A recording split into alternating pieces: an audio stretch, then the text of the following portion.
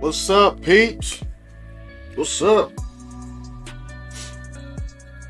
It's your boy Loyal, back again for some more informative information. Pretty much just brainstorming, just pointing out the obvious stuff that most people can't see, giving you a spectrum of my observation.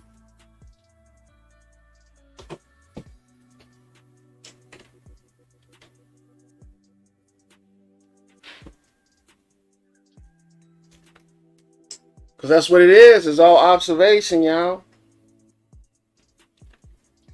Yeah. I be on these kicks sometime, though. When I be talking about, health and all that stuff. But believe it or not, health, religion, the news, shit that's going on today, it's all intertwined. It's like a matrix of nothing but shit to get you caught up. That's what it is. It's a matrix. And I'm gonna tap in on some stuff. I'm not gonna hit it too hard because, if you haven't noticed, they're not letting people say what they want to say. Only a certain amount of people can say what they want to say. You can't talk about certain people. You can't talk about certain people, and you also cannot say certain things. So grab your coffee, get your smoke, and let's just shoot the shit for a little bit. Brainstorm.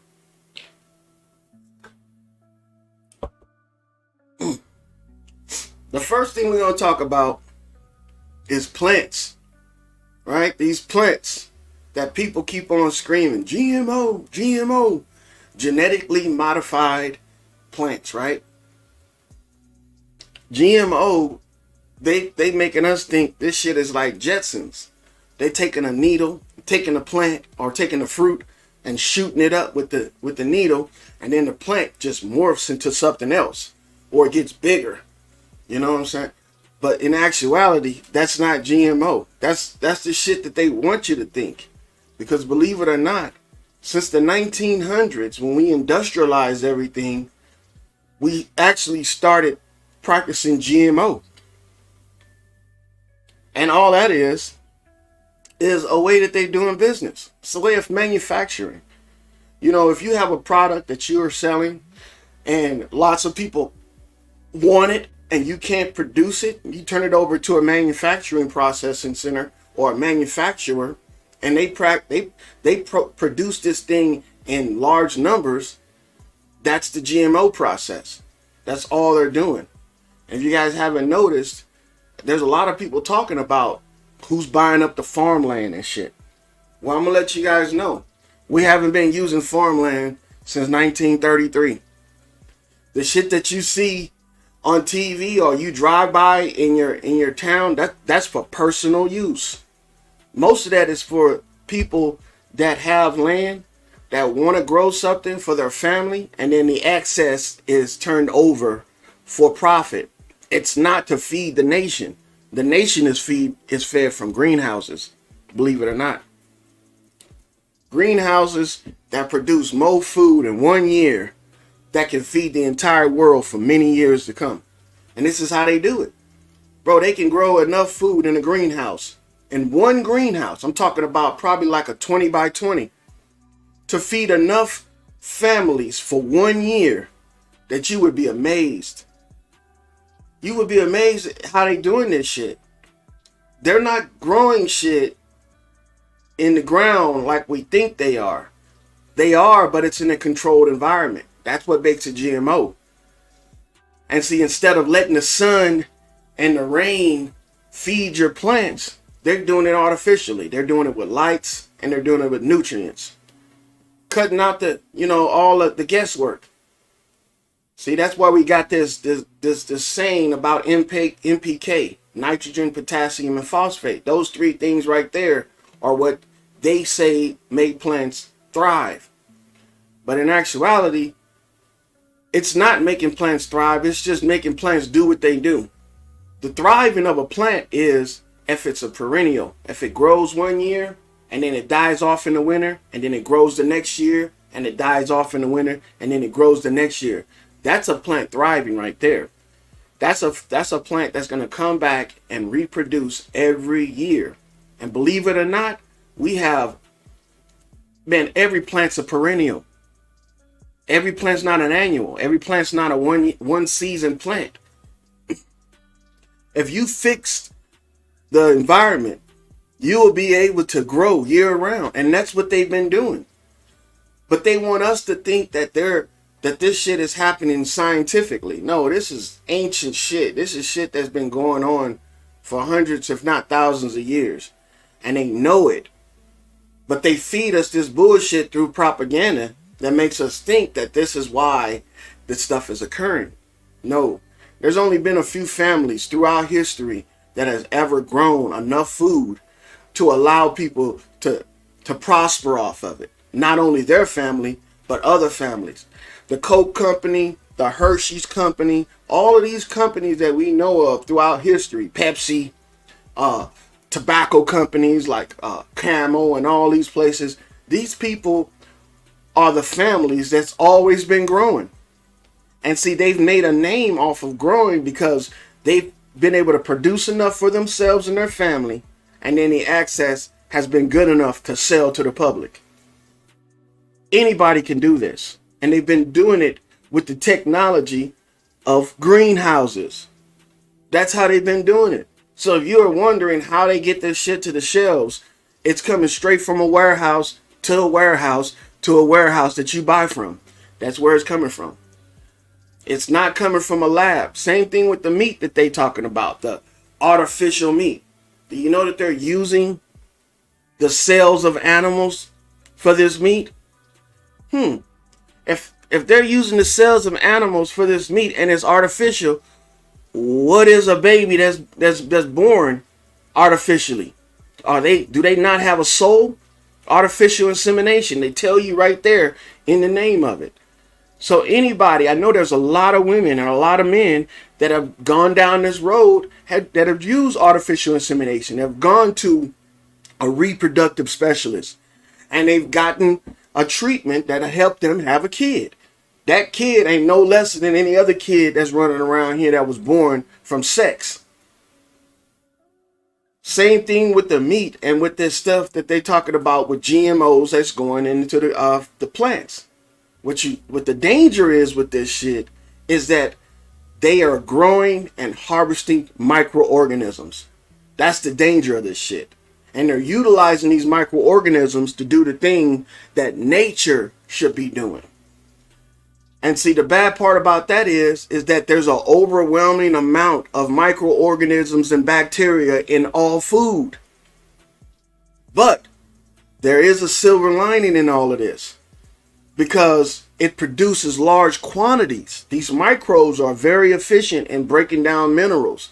They're very efficient in breaking down soluble, materials like what we call grass clippings, mulch and shit like that. They're very good at that because we're getting the byproduct of them breaking it down, which is their poop, which is their castings. And microbes do it, from the microscopic level to the level that we can see them. When you are going to your religious churches and shit, and they're telling you about the spirit realm, they're actually talking about this. They're talking about the micro realm, the microscopic realm. They're not talking about some invisible, area where you can go after you die and shit. No, they're talking about this area that you can't identify with the eye, but you can with a microscope. Now, one of these microbes, they not worth shit. They eat shit and piss just like any other animal. But millions, if not billions, no, let's just say trillions of these microbes utilized to do one thing. That's to excavate an area. because that's what they do. They eat everything in that area. And then we get the byproduct, their shit and their piss, their urea, and their castings, their fecal matter. And that's what the plants can live off of instead of, other vegetation falling and dying and being eaten over a period of time. And that's what that's what we should be looking at. This overwhelming use of microbes. On one of my last videos, I talked to you guys about phage, right? Phage is a bacteria that they're finding in our wastewater. You know why they find it in our wastewater? Because we're consuming it. We're eating it. And these phage are not naturally grown in nature. Not at the large numbers that they're producing. 1 billion phage is unknown, is uncommon.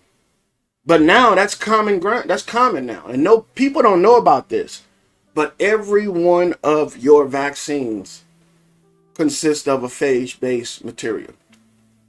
We're going to go over the phage. But first, we're going to do some reviews of some videos. And we're going to talk about some of this stuff. We're going to chop it up. We're going to critique them. So YouTube, fair use, and piss off.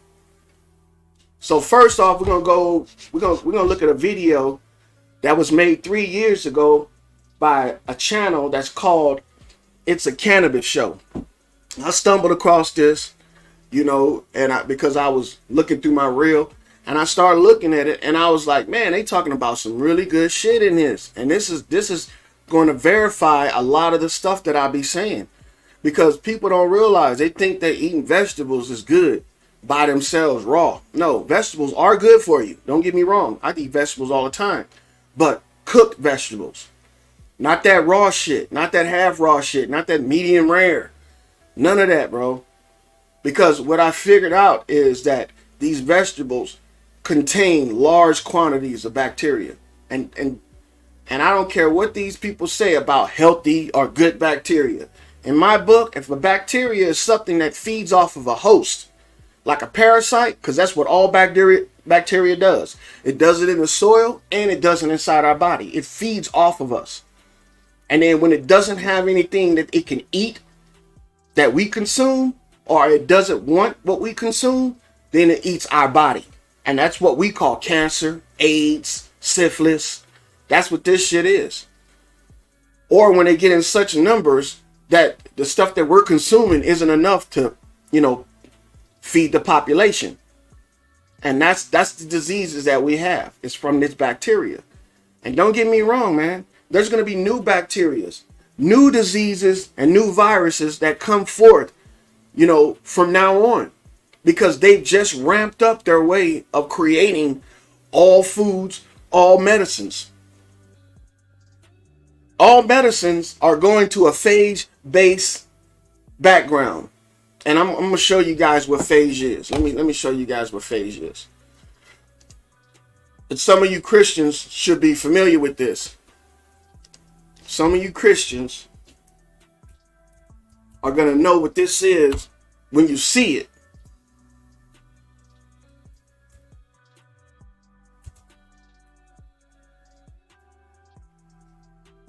All right. Let me share my screen.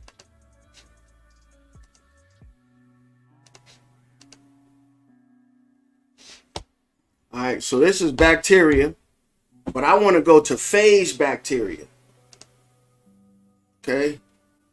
Okay, it's not even showing me right now. But let's go to this thing right here where it says phage of the bacterial growth curve, or phases. Hold on. You know what? Maybe if I type in this like this.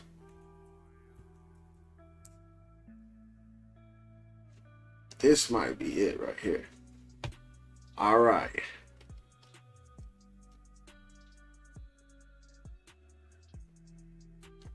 No, that's not it. What the hell? They didn't freaking... Am I spelling it wrong?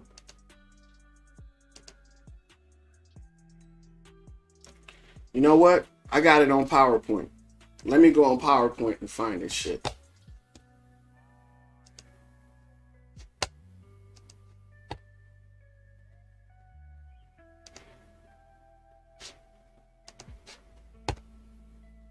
sometimes they move this shit around.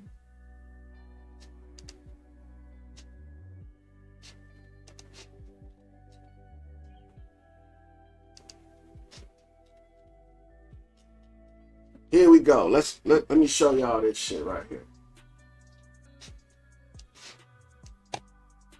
All right, this is what they call phage.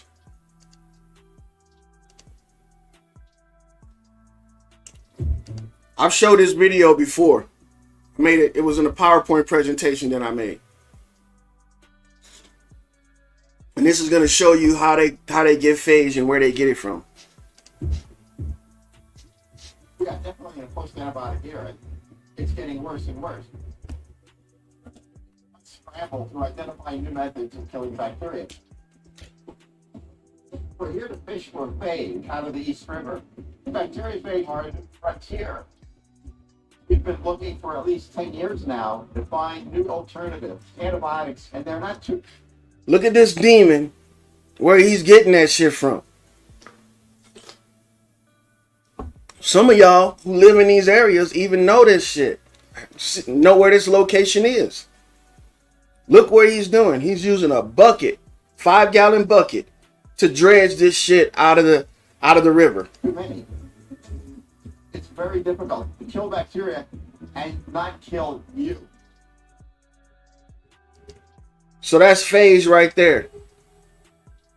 Now, use your imagination, Christians, and tell me where this image might be in your Bible. And what people don't realize is they read about this because they love to talk about end times. This right here is the beast coming up out the abyss.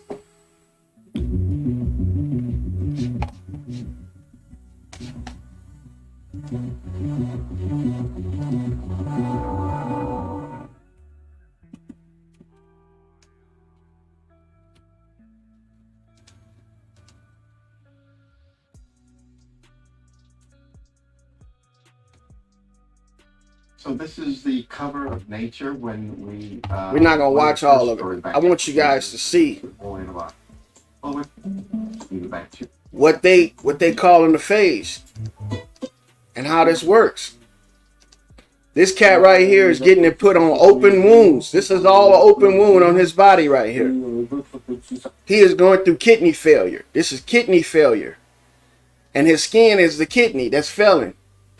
And they're putting this phage, this bacteria, this undistilled, unpasteurized bacteria on this man. We're talking about a living entity that lives off of human flesh or lives off of other animals. They're putting it on his skin.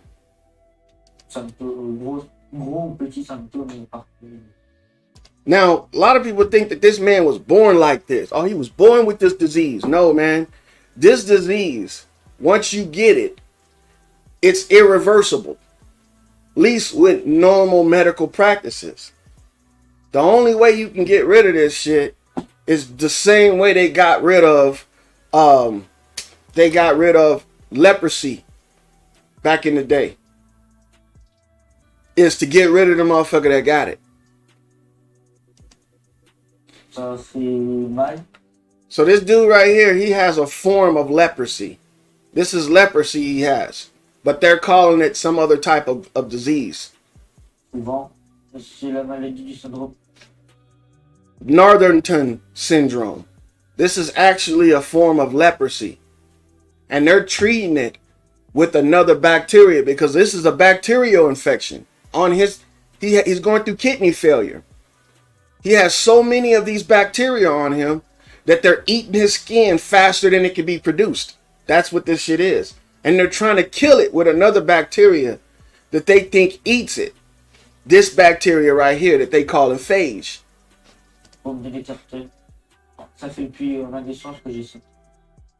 And as you can see, they're only putting this shit on his face. His entire body is like this.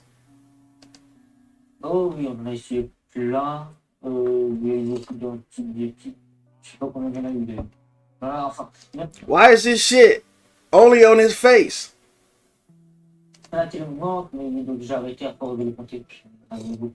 Les antibiotiques vont marcher pendant un certain temps, à peu près un mois.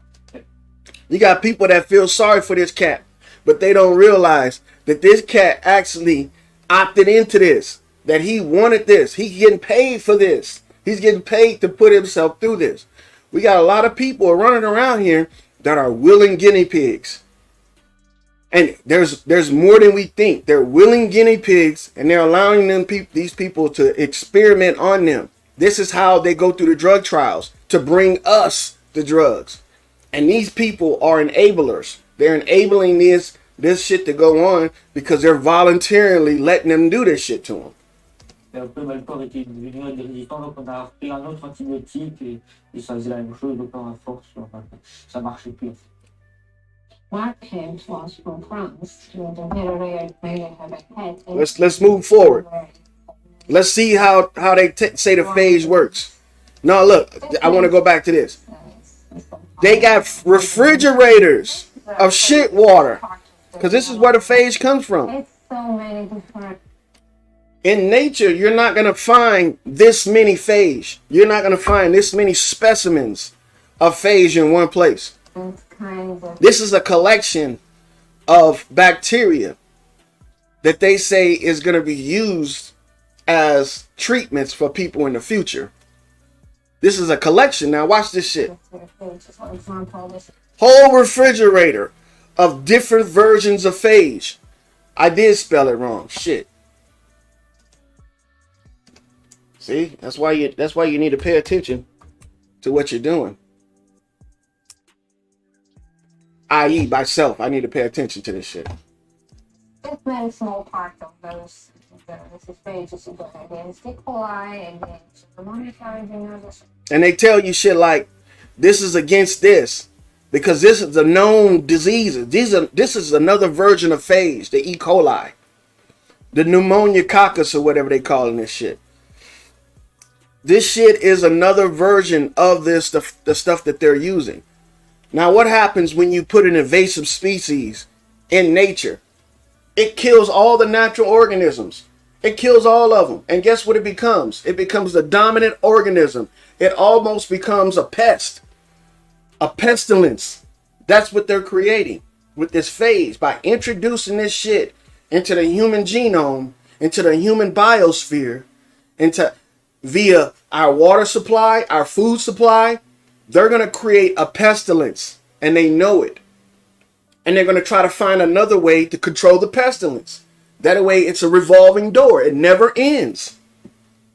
Against E. coli, against the monetary disease, so this is good viruses that can be used for treatment. Good viruses. And this is the same shit that they tell you about your gut biome. Oh, it's good bacteria. If you know what I know about viruses and bacteria, none of it's good. It's just like saying this is a good rapist, or this is a good predator, a good lion. Give them the opportunity, that rapist gonna rape your ass. Given the opportunity, that lion gonna eat your ass. That's the thing that they not telling you. This is what people's common sense and discernment is not telling them.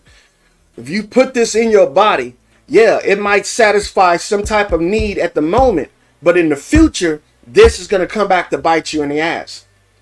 And this is why people do not freaking understand that they need to utilize this thing we call free will. Salutes, everybody. Let me go ahead and give a shout out to everybody in the chat.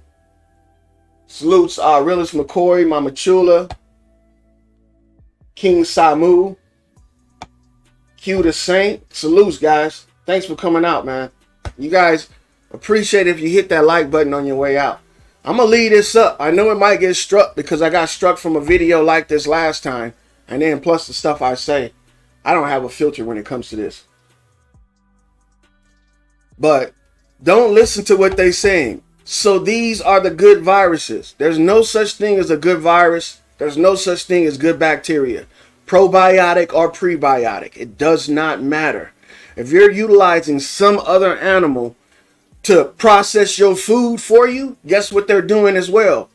They're also processing their food. The food that they're helping you process, they're processing it. and they're shitting and pissing inside of your body. How would you like to find out that your kids were shitting and pissing in their room and hiding it from you? The only way you would find out is from the odor, from the smell, from the putridness that this bacteria is causing. And we get that notification in the form of diseases like cancer, AIDS, and all that shit. I'm not going to stop talking about this because this is detrimental to people. This is why we have high crime. This is why we have so many youth out there doing crazy shit. This is why we have men and women that are acting out of character. It's not because they ain't got no home training or they've been raised wrong. No, it's because they're under an influence. They're under an influence. And the influence is this shit right here.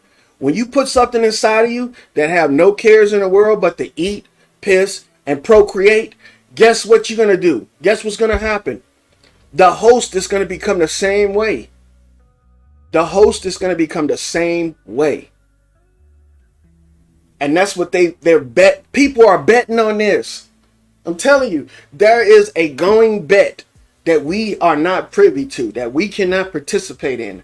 And it's not a gamble, because gambling don't give you a 50-50 on any type of bet. There's no bets that are anywhere close to 50-50 in the gambling world. In this world where they're betting on our demise, it's a 50-50. It's either you live or you die. 50% chance that you live, 50% chance that you die. And this right here is the reason why we're having so many problems, because people are gambling in an unlucky system. When you go in there and you taking these experimental treatments where they're putting viruses inside of you to treat you for another virus, you're taking a gamble. And since it's 1 in 1, it's 50%. Either that virus is going to cure you or that virus is going to kill you. 50-50. And that's what they betting on. And they doing it with a smile. They doing it with a smile. E. coli and then Pseudomonas aeruginosa, so this is can be used for treatment. These are good viruses that can be used for treatment. Yeah, to treat you to death. Come on, man. When a virus eats animals, that means it's what? A carnivore, right? All carnivores eat meat, regardless of what type of meat it is. You see what I'm saying? So if they're putting a carnivorous virus inside of your body, do you expect it to only eat certain animals? No. And when it eats those animals, you only expecting it to clean up after itself? No. They're putting carnivorous animals inside of you and calling it a treatment for another carnivorous animal. It's like putting 2 lions in the cage because one lion is attacking the lion tamer. Put another lion in there and hope that lion kills the lion that's attacking the lion tamer. No. Both them lions gonna team up on your ass and eat you. Now, after they eat you and kill you, they might fight over your remains, but that's gonna be short-lived because they're gonna be eating you. They're gonna be satisfied. Hey, Mama Chula, ain't no such thing as vegan bacterias, viruses, and none of that shit. All viruses eat living animals, all of them. There are no viruses in nature, and you can look this up, that eat only plants. They tell you that because they want you to think that there's an omnipresence. There's a group of bacteria that only do certain things. Man, you can't even tell me that there is a group of humans that only do one thing. So how the hell are you gonna tell me that a group of bacteria, a group of viruses? I know I'm just talking. I'm just talking and reading the chat at the same time. I shouldn't have never opened up the chat because I'm just reading as it goes. But again, we need to pay attention to this because people that are participating in this, people that are allowing this to happen to them, are going to be used as weapons against people that aren't. I'm telling you. Look how they did this shit with the mask. Look how they did this shit with the mask. Nobody wearing masks except for certain groups of people. And then those groups of people turned around and were weaponized against everybody else that wasn't. demonizing you, saying that you spreading germs and shit, and that you making them sick, and you killing grandparents and shit like that. See, but in the beginning, it was just them group of people that were looked at and called dumbasses. Like, you think a mask is going to protect you from a virus? Come on, man. But then that was all flipped around on us. Look how they were weaponized against us. And they're doing the same thing right now, because I still see people wearing masks. I still see people promoting this shit. And these people have given the power to control you or to handle you, are going to take it and utilize it. Believe me. You think they dropped that program, Contract Tracers? You think they dropped that program? No, it's in full effect. They still contacting people. They still following people. They still tracing you. They still making sure that you aren't a threat to them. Why aren't we doing the same thing? Why haven't we developed our own contact tracers to find these people? Right? Because in actuality, they are the same thing they calling us. They're super spreaders of misinformation. This shit right here, they're trying to, well, they've already done it. They've already done it. But watch what this lady says. We have also pages here. Also this. Look at all that shit. Look at all of that shit water. We have also pages here. Also this. Look at that. Look at all of that's viruses and bacteria that they're saving. What are they saving them from? This is like the cabinet of a witch. You know, a witch with all her potions. She got all of her ingredients. You know, cat's tail and frog leg and a wart of a salamander. They got all it. This is just like that. And their cauldron, guess what their cauldron is? Their cauldron is those little valves that they put the syringe in to take it out and give it to you. That's their cauldrons. This is modern day. It's not modern, first of all. It was more intricate back in the day. They're now just slowly showing us the background of how they actually brew these potions. They're actually showing us the background of this shit. This is the potion brew right here. And you think that they care that the measurements might be off? No. They don't care. Just as long as they get it together and they get it in you. That's what they care about. See, most people they fine tune their ingredients to make a dish taste a certain way. How you going to fine tune a bunch of animals, microscopic animals, carnivorous microscopic animals? How you going to fine tune and tweak that to make it so it's not so harmful to the person that's receiving it? What, put less of them in there? Well, guess what? These things procreate. You think rabbits create babies fast? Bacteria is the fastest producer of their offspring known to man, known to science. So there's no telling, once they put these things inside of you, how fast they're going to multiply and how much waste they're going to create inside your body. See, people think that by eating foods, that's what make you fat. No, man. The body will take care of the fat. It will absorb the fat. It will use the fat for energy. What is it not using? What is all of this stuff that's building up in the body that can't be absorbed by the body? The same thing the body gets rid of on a daily basis. The urine, the fecal, the perspiration, and the respiration. These are the things that the body gets rid of because it can't absorb them. It can't process it. Well, you got animals by the trillions inside your body that's producing something that your body can't reproduce. It can't absorb. And there's no way to let it out besides respiration, perspiration, urination, and defecation. So the process of getting rid of this stuff out of the body is really slow, but the process of creating it in the body is slowly increasing. It's slowly getting faster. The more of these things that procreate inside your body, the faster it's creating waste. When you're looking at a tumor, if you ever see a tumor that is extended outside of somebody's body, meaning like they get a big abscess, that's a tumor. An abscess is a tumor. So if you've ever had an abscess on your gums or in your cheek, or I see a lot of people with those. That's a tumor. That's a bacteria-filled lump. And guess what they got to do to it? There's no way you're gonna be able to sweat that out, or breathe that out, or shit that out, or piss that out. It has to be physically removed. That means it has to do what? It has to be cut out.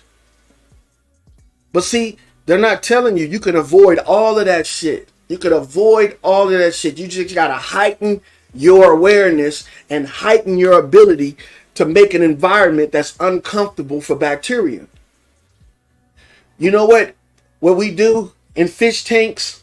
Everybody know about fish tanks. Everybody know that if you put a bubbler in the fish tanks, your fish will have a easier life. They would breathe easier. You know why they would breathe easier? Because the air that's being pumped into the water is slowly killing the microorganisms, and it's allowing the animal to actually breathe water instead of fucking bacteria. When your fish tank gets overwhelmed with bacteria, right? The fish will die. Everything in the water will die. Algae, you know what I'm saying? Little snails, they'll die. Because it's becoming an aerobic environment. It's becoming too putrid. So what they're doing is they're trying to tell you that more putrid shit you add to your body, the better it'll be able to cope with the putrid shit that's already in it. I love it. It's also here we have one of the biggest collection of the pages in the world. One of the biggest collection of the phages in the world, yes. Because you gotta, as a witch, you gotta have more ingredients. The best witches have all the rarest ingredients. Now look, they got biohazard on this door right here. Right? But watch what they doing. They walking around, no mask on, no protective clothing. Because to them, this is not dangerous. To them, this is a work environment. So this test allows us to select active phage that can be used treatment. So these are bacteria on the petri dish, and when we have the transparent zones, it means that it works. See, when it has the transparent zones, it means that it works. You know why? That's where the phage have eaten away at the material that they put it on. So it creates a clear, view between that. You know what that is that they're putting the phage on? You know what this is? This entire this yellow film that's on this petri dish that they use on every petri dish. This has a name. The name of this is called this. This is what they're using. Let me go down here. I got a lot of PowerPoints. This is what they're using. This is what they put on these damn petri dish. Fetal bovine syndrome. So if you're a scientist and you didn't know this and you're doing experiments with bacterias and funguses and shit, well, the petri dish itself is just a piece of plastic. But the film that's on the petri dish is this shit right here. Look it up if you don't believe me. And at one time, this was called Abraham and Sarah. This is Abraham and Sarah. That's why it's so important. Without this, they wouldn't have been able to do all their experiments on petri dish. This is Abram and Sarah. See? Don't worry about the fetal part. Abram is bovine and Sarah is serum. This, for you Christians, this is what you're reading about when you're reading about Abraham and Sarah. See, they don't tell you, bro, that the religion that you're reading is actually subliminally making your inhibitions weak to what they're doing physically. Now, there's a lot of people that ain't gonna like this. There's gonna be a lot of people that's gonna be like,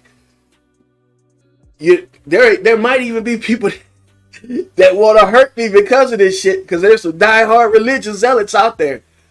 But this is actually what it is. So we go back to the video. Let me see if I can go back to the video.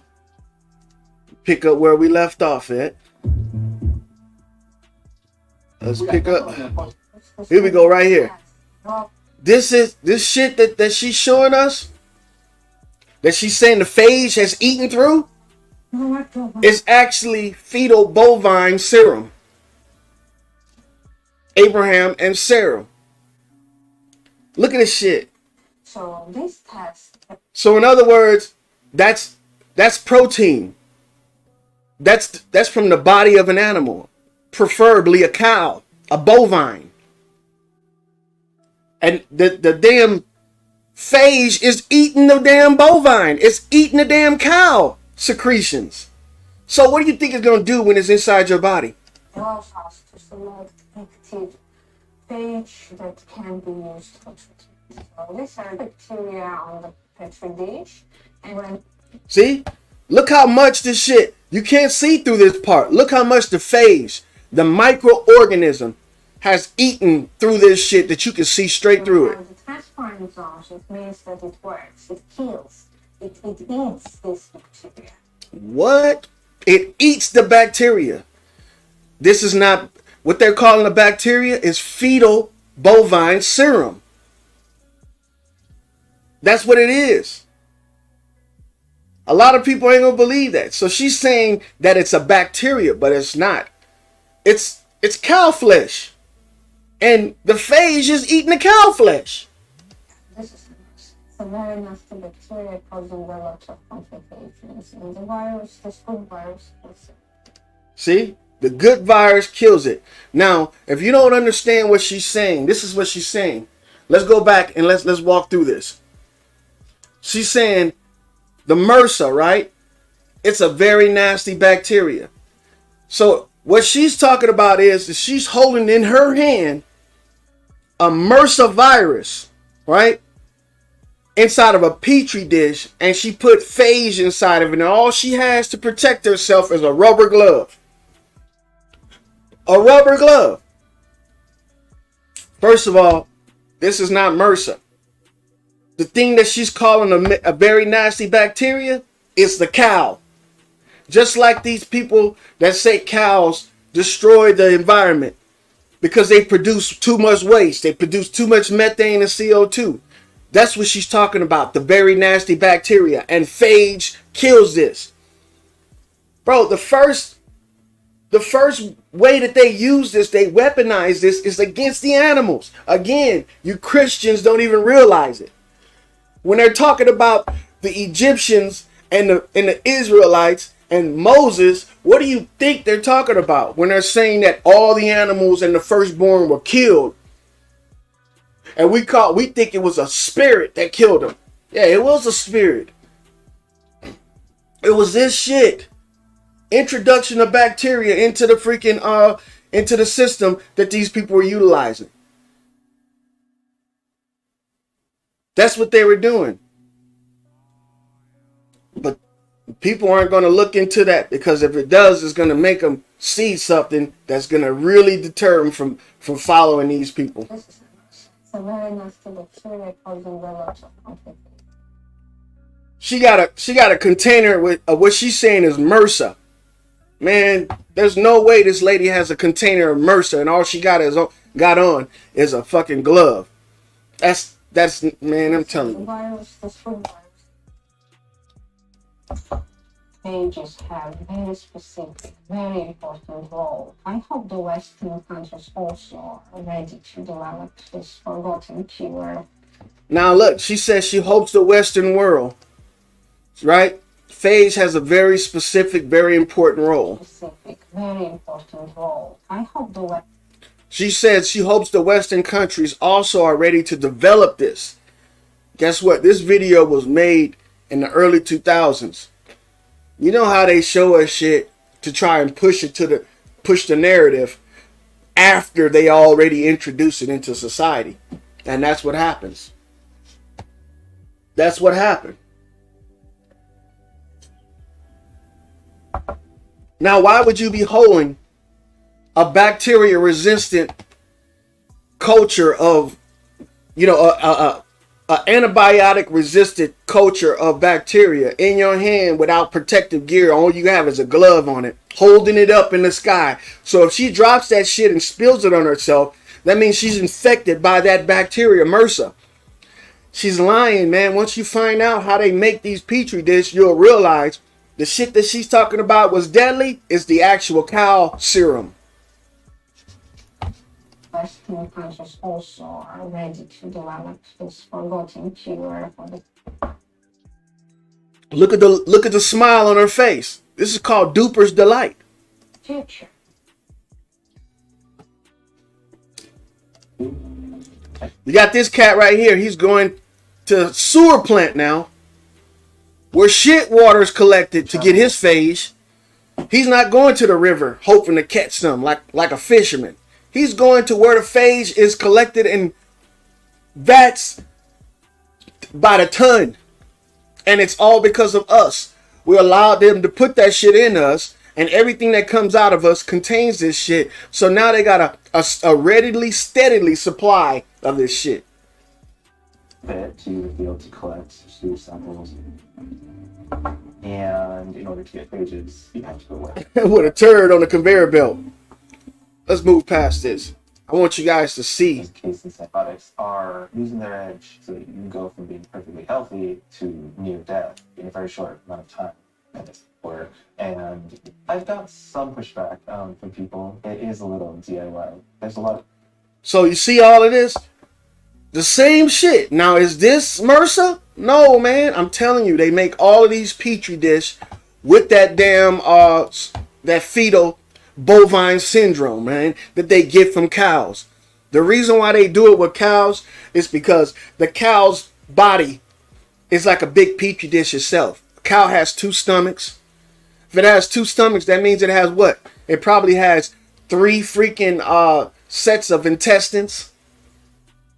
See, this is the shit that we don't recognize. We recognize that we have a large and small intestines. What happens if there's another layer of intestines that we don't recognize? Because each one of these intestines are connected at what we call the ileums. The ileums is what connect these tissues together. That's what they call the connective tissues, where you connect the large intestine and the small intestine, the ileum. So that could be, you can have multiple ileums in the body, not just that place where the intestines connect. But the cow, right, has, you know, its gestation process is faster and it's more experimental. It's more experimentally readily for scientists. I mean, the first vaccine that was created from a cow. Think about it. Edward Jenner was the progenitor of the first vaccine. If you guys didn't know about that. Created the first vaccine from an injection of pus from, here it is right here. Edward Jenner was an English physician and scientist who pioneered the concept of vaccines and created the smallpox vaccine for the world's first vaccine. How do you think he did that? Well, the milkmaids would get pox on their hands when they milking the cows because the cows had pox on their udders. Well, this man and this genius decided to extract some pus from one of those udders and inject it into a young child, a young boy of one of the workers that he had at his farm. See, the first scientists and the first doctors were actually farmers because they experimented on their farm animals and on their vegetables. So this is why we need to recognize who we're dealing with, because these people are hiding in plain sight. And if we let them, they'll experiment on us with everything. With everything. Just like they're doing with the most recent thing that they've legalized in this country today. And this is going to fuck a lot of these guys up because, believe it or not, they're experimenting with your smoke. But let's go ahead and finish this part right here. A lot of physicians, they don't believe phage therapy could work, and a lot of people are hesitant. Look how they storing this shit. Is this sterile? Look at the color on this gauze that they got stuck down in this petri dish. that has, it says a triatic soy broth. This shit is just some liquids in a container with a gauze lid on it. Is that sterile? But they gonna make a vaccine out of this shit. To take back your fingers therapy. This is what look. How you think they got this And a lot of people are hesitant to take back your fingers. to this? Think about it. How you think they got that to this? Looks all sterile and clean and shit. But believe it or not, they didn't clean this. So don't believe face therapy took work. And They didn't clean this. You know how you make water? You know how you make water pure and you make water sterile? The only way you can make water pure and sterile is through distillation. If they distilled the chemicals or the solutions that's in these valves, they would kill the bacteria in it. And they can't, you don't want to kill the bacteria because that's what they want to put in the patients. So they cannot sterilize this shit. So when they're creating these vaccines and these vials with the clear liquid in it, they're getting it straight out of here and removing the particles, leaving the substance in there. take back your fingers. This is straight from the ass to water to container to injection. I hope that made sense to people. So let's move on. Now that we got that out the way, because I did a little long rant on that now. Let's check out this video I had about, the agricultural shit. And let's see what they talking about. Like I said, this video comes from, it's a cannabis show.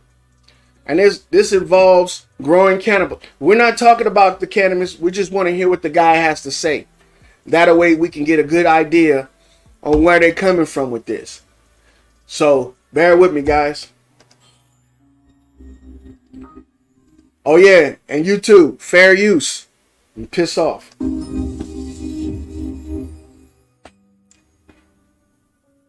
We have Harley Smith here.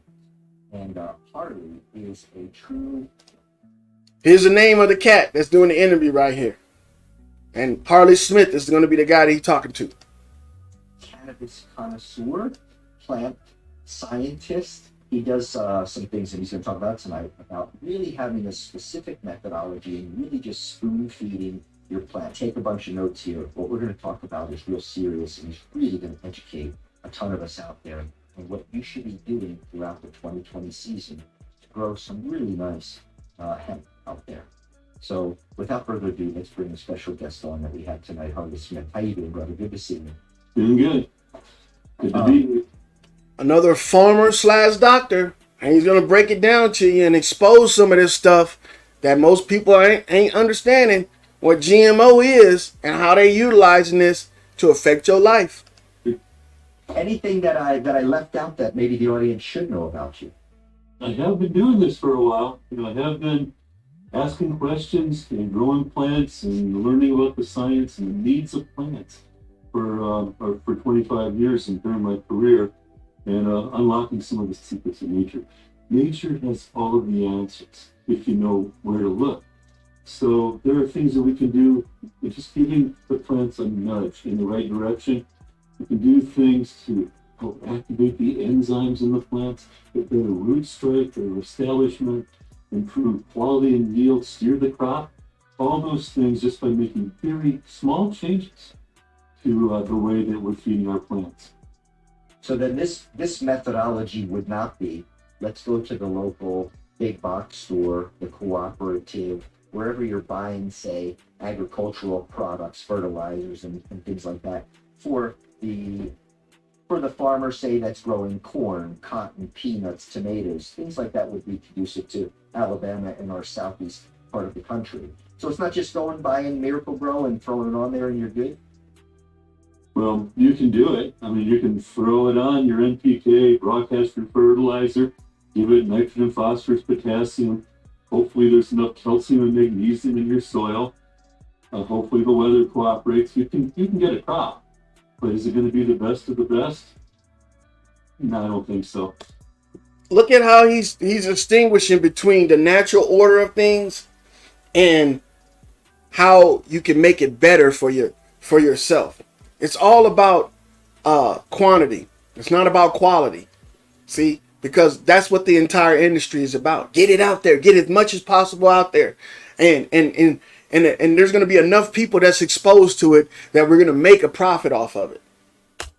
Nature has the answers, but it also throws us some curveballs too. But if we understand the needs of the plant, we can meet them with what they do in agriculture too. It's precision agriculture. It's not over-fertilizing. Over-fertilizing is a huge mistake. It can hurt the quality of your crop. If you overdo it with nitrate, nitrogen. You crazy about what you love. You know, a lot of corn, just you gotta have nitrogen. They throw on extra nitrogen. Well, you get the big growth, you get big cells and cell walls. It makes the crop more susceptible to pest and disease, more susceptible to powdery and mildew and molds, which can be a problem when you're getting into hemp growing. So you're better off spoon feeding. Give the plant everything it needs in a base nutrient, have a good quality soil with organic matter, but then if they do get a little bit of deficiency, just give it what it's deficient in, that one element, it'll come right back. So better quality and not over fertilizing. And keep in mind too, that the majority of people that may be watching this are most likely new farmers. And so it's their first year, 2020, growing. They've never even touched this plant before. One, because it's been illegal, but they're brand new to the program. We have some farmers on with us that have been here for 2019, some successful, some not. And because we have to suppress 0.3. And watch, they're going to tell you that not only was the plant illegal, that it's still illegal today. The natural plant is illegal. The plants that people are buying from the dispensary, these plants are altered because they want to control the amount of beneficial nutrients in it. So it's not as good as it should be. Watch. On the THC side, in order for it to qualify as industrial hemp, there's 0.3 on the THC, some successful, some not. And because we have to suppress 0.3 on the THC side. You see what he just said?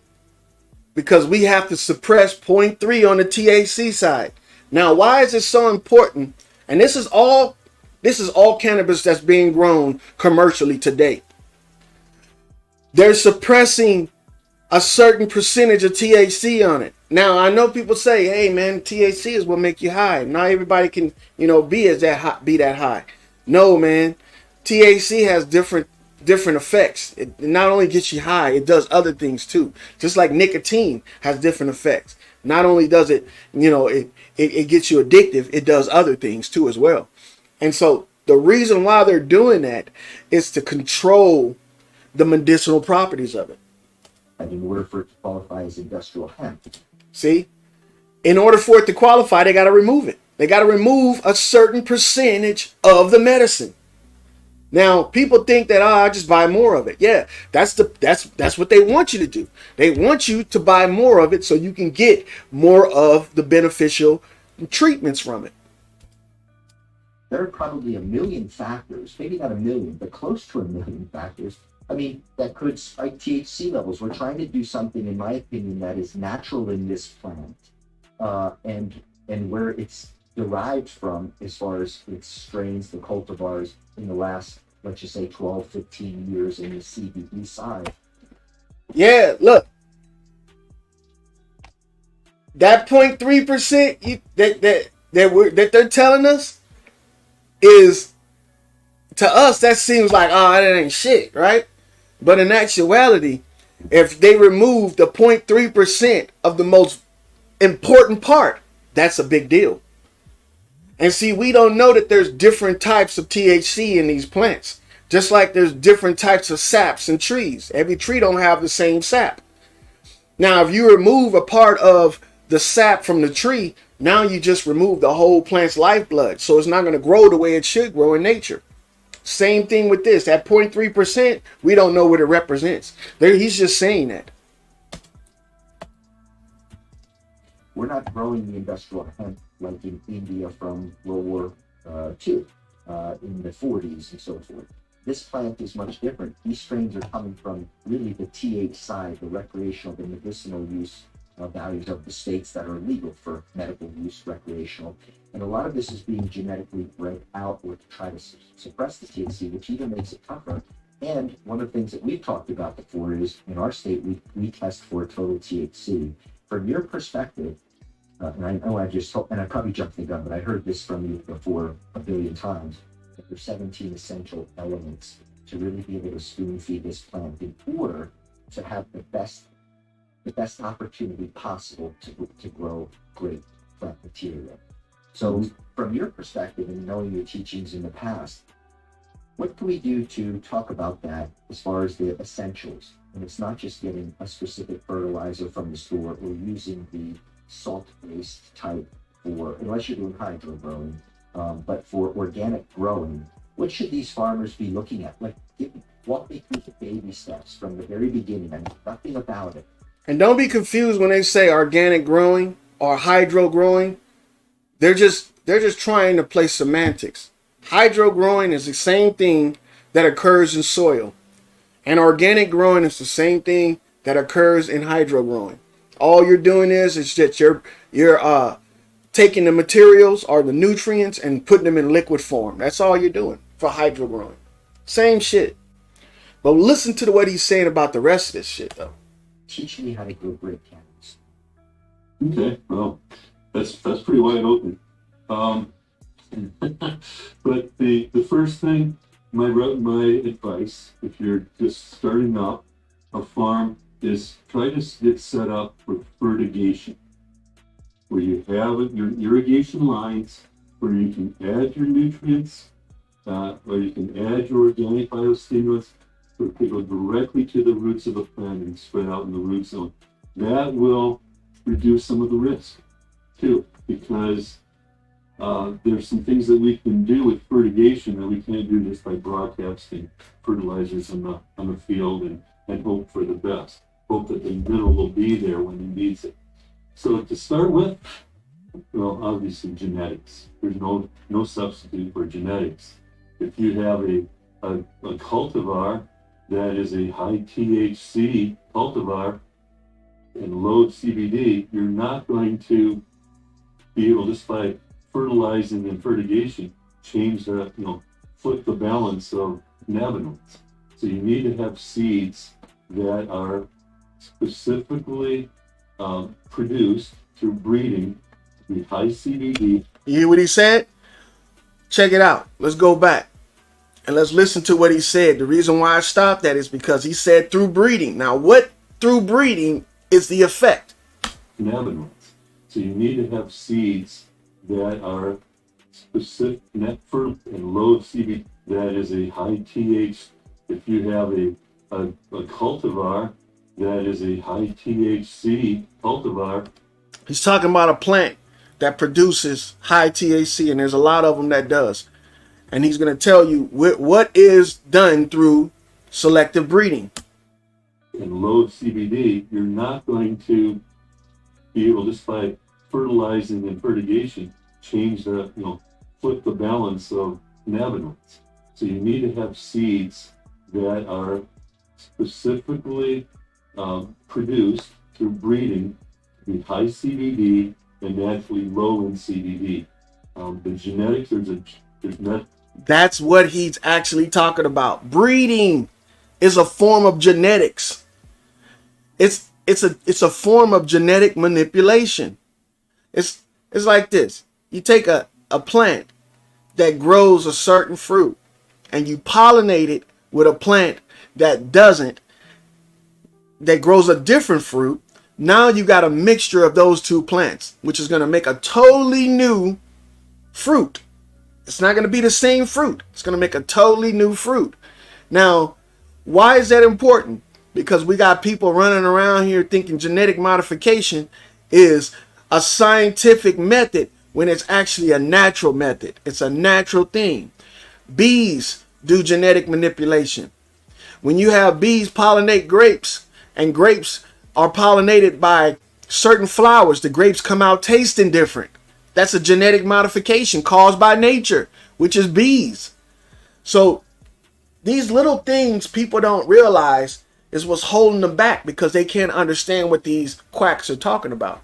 Metabolic pathways in the plant that will change the CBDs into THC. And if there's a cultivar where that pathway naturally in the seed is inhibited, you have a much better chance of it coming in. So you want to start out with the best quality seeds you can. I worked with hemp growers for 2 seasons out in Oregon. The first season, a lot of it was coming in hot with too much THC because they were buying seeds from someone who said, "Oh yeah, these are the best seeds," and they maybe it wasn't a scam. Maybe they thought they were high CBD and low THC. But here's one thing: if they did the breeding in a greenhouse coverings will filter out the UVB. The UV rays that give you a sunburn or a suntan. UVB stimulates the production of THC, but it depresses or suppresses the production of CBD. So maybe in indoors or maybe in the greenhouse, they say, "Oh yeah, not too much." Then you bring it outside in full sunshine, and where's all this THC coming from? So it might not have been purposeful scam, but make sure you have a good source, a trusted source for the seed. That's number one. Okay. Number two is I recommend highly that you inoculate the seeds or the seedlings or the clones that you're starting from. If you start with clones are genetically identical to the mother plant. Now see, they love throwing that genetic word in there. The genetic word is used for everything that happens in nature that they want to explain in a scientific way. The clone is just a cutting from the mother plant, or we don't even know if it's a mother plant, right? The mother plant itself is producing branches and leaves. Those branches and leaves can be grown separate from the plant itself, and that's why they call it cloning. But they're using this genetic word to explain shit that happens naturally in nature. So if it's a female plant, what you don't want male plants, then every clone taken from that mother will be female. There are some seeds that are all female seeds, but even the good ones, there's going to be a few that can come out males. Nature finds a way. There's going to be several per acre that are going to be hermaphrodites, male and female. So you got to get a really good trusted source and learn how to, as early as possible, do your scouting to make sure you don't have males. So that's first. And then when you plant, the very first thing I would recommend is inoculate with plant growth promoting rhizobacteria and mycorrhizal fungi. There you go, right there. Now do you understand what he's talking about? When he's saying treat your seeds before you plant them, he's talking about introduce bacteria to them. Introduce fungus to these plants. That's what he's saying. That's the process of inoculating these plants or getting these plants ready to grow. So right before the plant even begins its lifespan, they're introducing bacteria to it. Because, go ahead. I was going to say, just with mycorrhiza alone, that's like, you got to have that, right? I mean, just that alone. And explain to people what that does to the root zone, because it's fascinating what it does. It's amazing. Well, mycorrhiza, myco is fungus, rhiza means root. So mycorrhizal fungi are fungi that infect the roots of the plant in a beneficial way.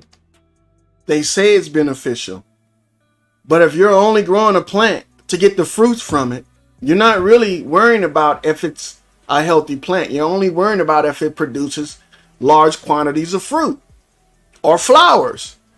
So what he's saying is it sounds good, but mycorrhizae, right, is actually creating its own root structure, and it becomes the host root structure for the plant. Watch when he explains the rest of it about mycorrhizae, because mycorrhizae is a plant too. It's a plant parasite, and it leeches off the natural plant in order for it to grow. And it also consumes the plant too as well. Now, the main benefit, and there's lots of benefits from it, but the main benefit is phosphorus, unlocking phosphorus from the soil, especially if you're doing organic gardening. If you have rock phosphate, if you have bone meal that you're adding, it's not very soluble. In nature, if there's a phosphorus deficiency in infertile soils, plants will actually send out signal molecules to attract the mycorrhizal fungi. Now think about this. How does he know that plants are sending out these signals? Can he hear it? What type of tool are they utilizing to measure this? They're not telling you because there is no tool. This is all theoretical what he's talking about. He's saying that when plants need a certain nutrient, that they request it via this communication, form that the plants have, that they cannot hear or see or observe in any type of way. And we are supposed to believe that. And this is why it's so important to have good discernment, because shit like this, when they tell you stuff like this, it doesn't blow your mind. Like, wow, plants are sending out these listen to this shit. Plants will actually send out signal molecules to attract the mycorrhizal. Signal molecules. So a part of the plant comes off, which is a molecule, because a molecule is an actual substance from the plant. A molecule comes off of the plant and signals that it needs something. Let's say we're not too far off from plants, right? How do we send signal molecules off from our body to signal that we need something? Imagine what that signal molecule is that a human will be putting out to notify its environment that it needs something. Take, for instance, a baby. What signal molecule does a baby give off when it's hungry? Yeah, everybody should know this one. The baby's signal molecule is the crying. It's the sound it makes. See? The baby is breathing out in a way that causes it to identify or be signified as pain or some type of distress.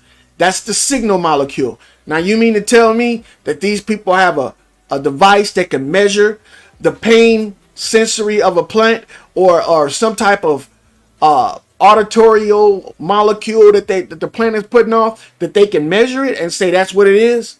Come on, man, get out of here. This motherfucker can barely afford a razor. Look at his sideburns. Mycorrhizal fungi. The fungi infects the roots in a beneficial Hence that word infect. That's what it does. way.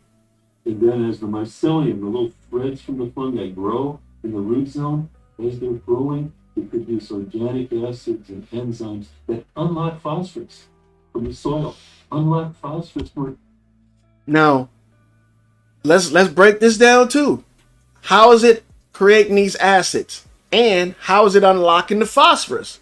Well, we know that we produce certain acids or brines in our stomach to unlock the nutrients of the food that we eat. So what if the mycosin is doing the same thing? It's eating the phosphorus and shitting out the part that the plant can eat. It's like a symbiotic relationship, right? Well, that's what they want you to think. That's what they want you to think. But an infection is an infection regardless if it's symbiotic or not. Organic matter and feed it directly to the roots. Plants will trade their carbohydrates. They'll leak the sugars from their roots to get phosphorus in return. So that is the main benefit of the mycorrhiza. But if you're doing organic plant nutrition, first thing, even inoculating the seeds before you even plant it. That means introducing bacteria and fungus to the seeds before you plant them. Now, in nature doesn't do that. Nature don't even plant its own seeds. The seed falls, inside the fruit or falls from the plant and lands on the ground, and it roots itself. It roots itself. We come along and we see this process and we say, or we think that the plant, that the seed has to be buried and all of this stuff has to occur. Well, in nature, the inoculation and the mycelium process doesn't occur the way we think it does. It doesn't occur. Mycosine is not put directly on seeds or on roots of a plant. The plant comes across mycelium in patches in nature, in the forest, and that's how it's infected. And through that infection, the plant is broken down itself. The roots, the reason why it releases its carbohydrates, is because the roots are attacked. The roots are cut, and the blood of the plant, which is the carbohydrates, what he's calling carbohydrates is actually chlorophyll, is leached into the soil, and that assists in the mycelium following the leaks and becoming more prevalent in that location. It's like, if you cut yourself while you're swimming in the ocean, fish are going to be attracted to you. And then some fish, like sharks, will take that attraction as an invitation to eat your ass. It's the same shit that's happening in the soil. Would make a difference. Along with it, when you're adding the microbial inoculant, it's a really good idea to do a combination of humic acid and kelp extract. So right along with the inoculant. And some of the inoculants out there, they already put it in. But add that. You hear what he said? They already put the bacteria and fungus inside of the additives, inside of the humic acid and the fertilizers. So don't think that an organic fertilizer don't have bacteria in it. It does. And this is another reason why you should be careful with this stuff, because there's only two ways that this shit can get in your body: through ingestion and injection. Also, the infection can be a form of injection. Let's say you have a cut on your hand and you're playing with fertilizer. Well, guess what? This bacteria and this fungus that they put in the fertilizer can get into that wound, and that's a form of transmission. That's a form of injection. Most of it affects the top surface of the soil anyway. It doesn't really affect the inside of the roots, because the plants themselves have their own defense mechanism as well to fight against this shit. And it comes in the form of chlorophyll and saps. Add to it. The humic acid, 5 parts humic acid, 3 parts kelp. There is a reason why 5 to 2 is important. You wouldn't just use kelp or just the acid. It works in relation, doesn't it? You could use either one. I mean, that would be beneficial, but 5 to 2 ratio will work 50% better than either of those products alone. The kelp extracts, they like the signal. They have hormones that will stimulate more lateral root growth and more root mass. The humic acid will add beneficial trace elements and aid with the uptake of some of the trace elements that turn on the enzymes inside the plant that protect the plant. So putting the two together, you have the same signal from the kelp, you have the amplifier from the humic acid. Put the two together, it's a boombox. It's going to make a noticeable difference. If you get more lateral root growth and more root mass right from the beginning, there's going to be more surface area for the microorganisms to colonize. And that is going to make a huge difference for your plant. It's sponge and roots right from the beginning to be able to more efficiently take up water and minerals. And the more efficiently plants take up water and minerals, the more chemical reactions they can do, the more sugars to produce the higher bricks. This plants like your body are a machine, right? So when you Did you just hear what he just said? Plants like your body are a machine. Let's go back. plants like your body are a machine, right? So There are people out there that know this. There are people out there that are exploiting this. There are people out there that have figured out how to make this accessible to people that don't want to be exposed to this. That's why this cat right here is making videos about it. I don't think that he's actually pinpointing on the detriment of this idea of using fungus and bacteria to grow shit. He's just saying it so it gives people the awareness. It does make your plants thrive. It does make your plants grow humongous. But you're talking about an infected plant versus a non-infected plant. The infected plant looks very appealing. It looks very appetizing. But the natural plant looks small and stunted. But it produces natural fruits, untainted fruits and vegetables. The plant that's tainted produces large quantities of tainted fruits and infected fruits. So we're receiving from the large plants. We're not receiving from the stunted natural plants. And this is why it's important to recognize this, because there's a method on how to consume these plants that we're not utilizing, that they know of. So when you say, for instance, they take in carbon dioxide, they convert to photosynthesis, the exodites, which is what you were alluding to before as far as the sugars feeding the microbes.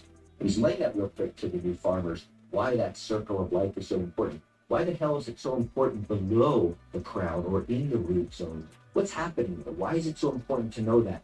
Why is it that it's important in the relationship under the soil? Because nobody knows what's happening there. You know what's happening there. Science knows what's happening there.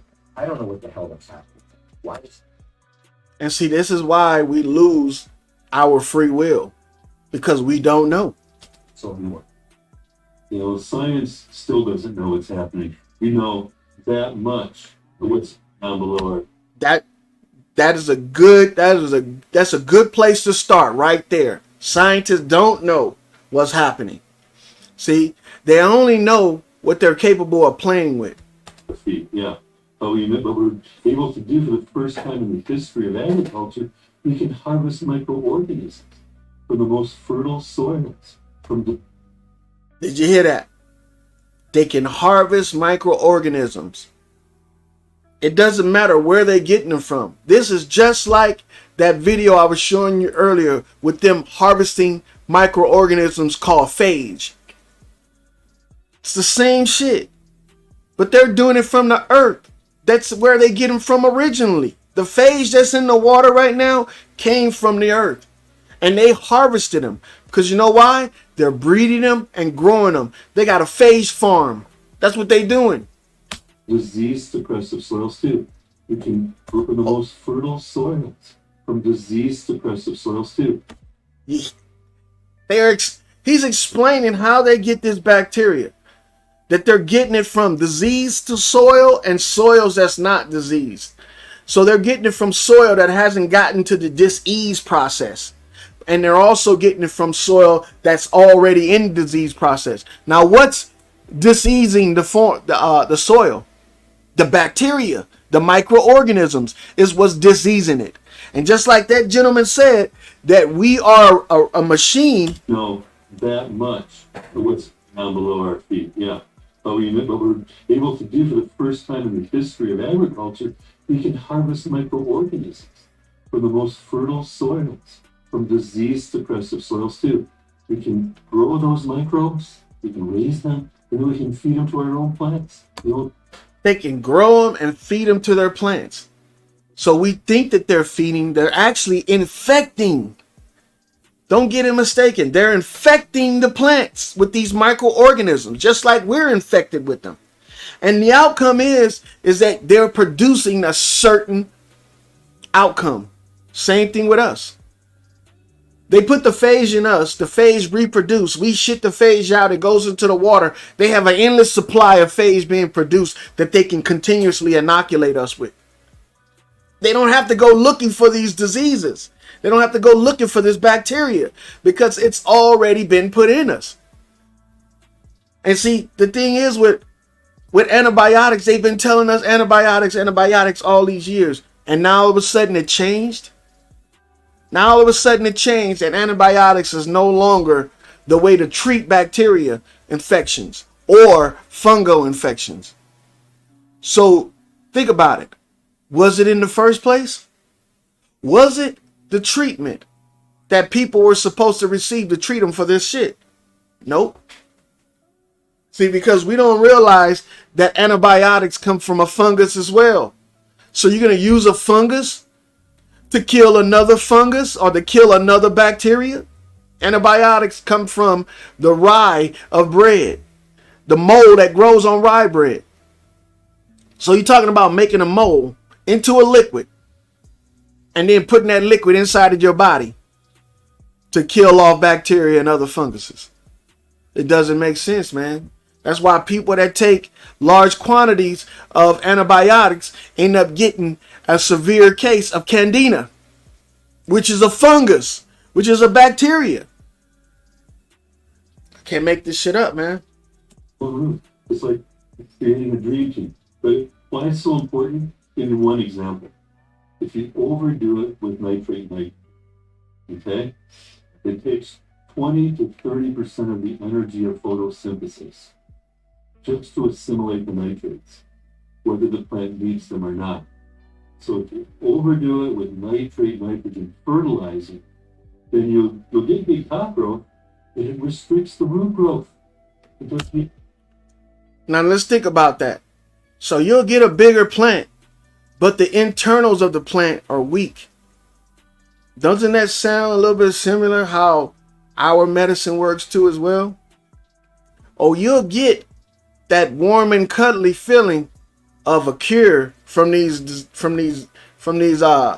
treatments, but it tears down your natural immune system. It tears that shit down. So yeah, you'll look strong on the outside, but you'll be weak internally. Same shit that they talking about right now with everybody that took the jab. You know, talking about people being infertile. Talking about people having a low immune system, getting freaking immune deficiencies and shit. Are we here? This was put out 6 years ago. This video was made 6 years ago. And nobody took, it didn't get that many views. Let's see how many views it got. It got 66,000 views. Oh, 3 years ago. My bad. 3 years ago. 66,000 views. So people didn't, this is the problem. This is the plausible deniability thing that I've been always talking about people. See, if they put the information out, regardless of how it was put out, it was given to the public. If they talking about cannabis and all that shit, regardless of how they put it in similarity to growing cannabis, it's still the same information that applies to us. And they're telling you exactly what they consider the benefits and the non-benefits of utilizing this type of technology. Because it is a technology. You know, we never put bacteria in our plants before. If it happened in nature, then oh well, we just dealt with it. But it was never purposely done. And now it's being purposely done. And this is why it's such a bad thing, because ain't nobody taking no type of precautions against it. See, before we weren't putting bacteria in our plants, so you could get away with eating it raw. But now that they're putting bacteria in the plants, right, you shouldn't be eating it raw, because now you have living organisms inside that shit that if you eat it, it's inside of your body. The opposite. You know, it burns off the energy, the carbohydrates for growth, but then there's not extra sugars made from the sun to strip to the roots. So it restricts the root growth. If you restrict the root growth, when you get in later on to warm times of the year, you're going to have a hard time with drought. You know, you have, well, look how big my plants are, and then they just start to collapse when they have a little bit of drought. What we want. Same shit, right? Look how big and healthy you look, and then you just collapse. Same shit. Fun is smaller cells with thicker cell walls. They store the water. They store the nutrient that can be released when the plant needs it the most. So that's just one example. So if you have An enthusiastic community of microorganisms, number one, especially mycorrhizae, that unlocks phosphorus. You want to add some bacteria with it. They're phosphorus solubilizing bacteria.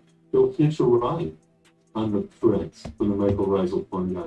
That mycorrhizal fungi is going to increase the root zone, the surface area, by hundreds or even thousands of times.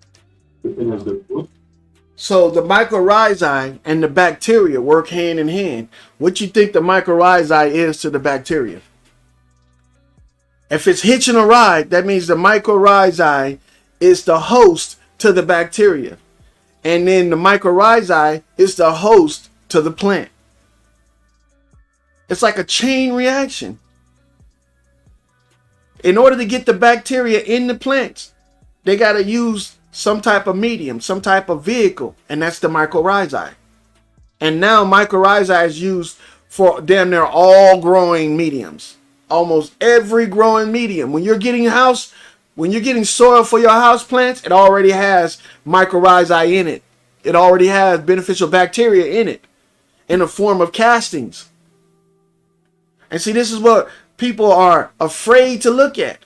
When you go to the store and you get aspirin, or you go get Tylenol or some shit like that, what you're actually taking, we think it's a Tylenol plant or an aspirin plant that they're getting this shit from. Exactly what they're getting is they can compress anything they want in that fucking pill. They can compress anything they want in there.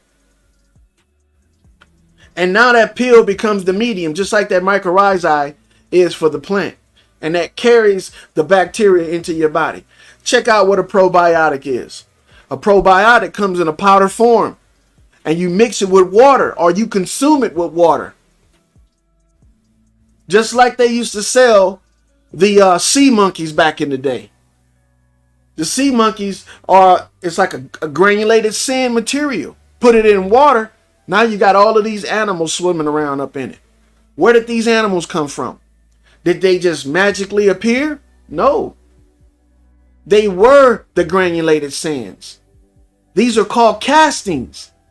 These are eggs that can last for years if they want, as long as they stay in the right environment, which is a dry, temperate environment. And then all you have to do is add water or add moisture, and now you have living organisms inside of you. And that's the same shit they doing right now with these plants. Going from the phosphorus solubilizing bacteria hit your eye. Get to places that they'd never swim to on their own. Then they swim in the soil solution, unlock phosphorus from places the fungi can't get to.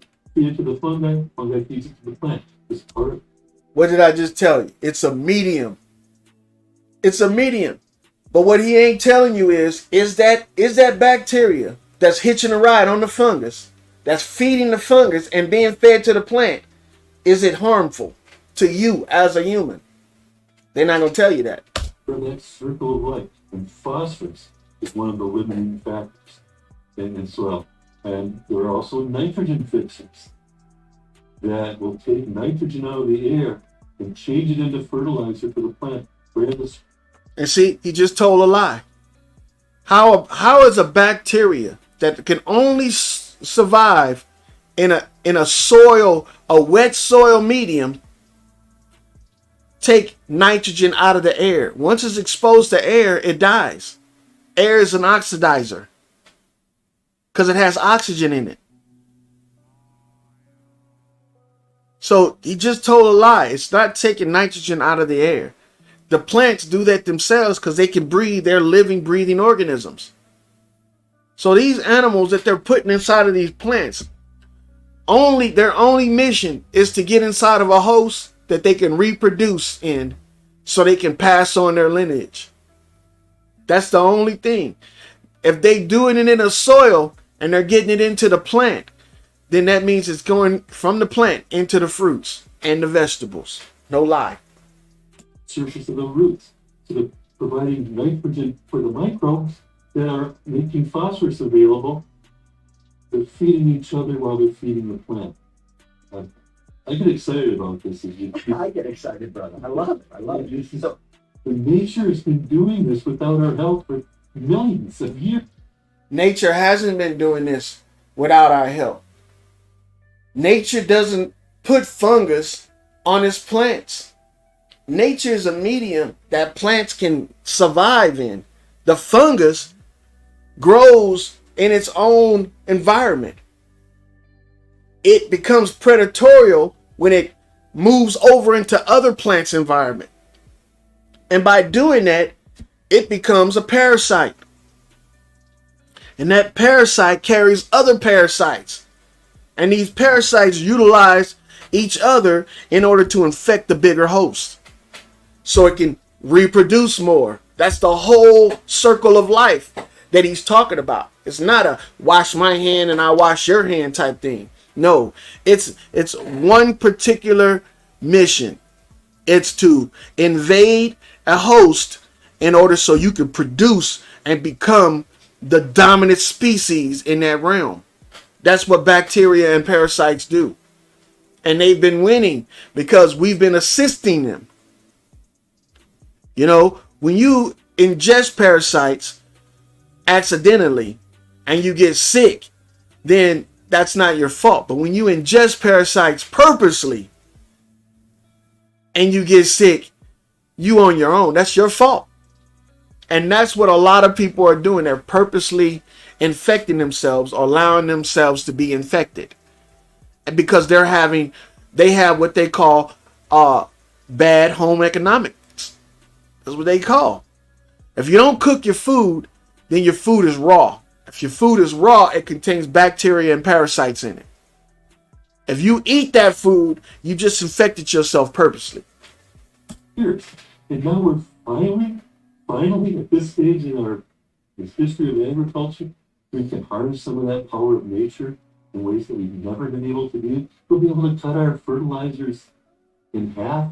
We'll be able to increase quality and yield and protect the environment at the same time. So you hear that last part? That's the whole mission. Is to wipe out all the life in the environment that is not what they consider helpful. And see, nature has everything in abundance. Nature makes its own fertilizer. So why would it need to cut back on its own production of its fertilizer? Well, to them, they can only produce so much of this form of fertilizer that it becomes detrimental that they have to cut back on it. They'll still exhaust their supply. Nature doesn't have that problem. This is not about, nature ain't worried about, a healthy environment.